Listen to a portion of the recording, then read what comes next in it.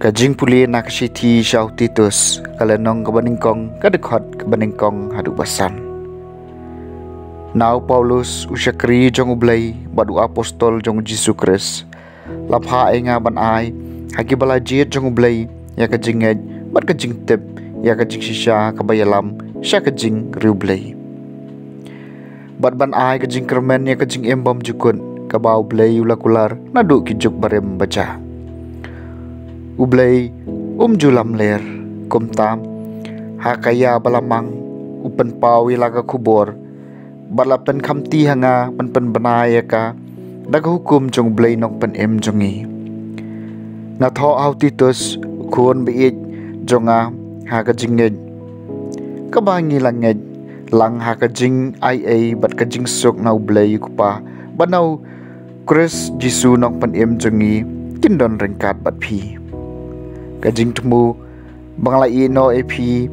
hakret kalong bapin dependap ya kaba lasak teng banle kamtam bantung kikpa balang haman lakasnong kumba ngalap tha ya pi kaktien jong utrai.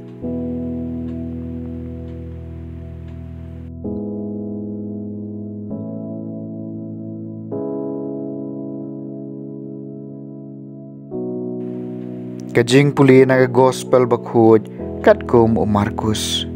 kalenong gabasaw kadekot arpuway hadu ba arpusan ha kata kapor uji sulong hakipay ba hatu lajuan rae ya kasyarak banbu ya ka hapo kaperha ne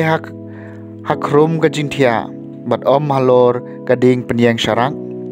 namar omdon ka kabalaburi like no tang bayan pen pau ya ka lemne ka don ka kabari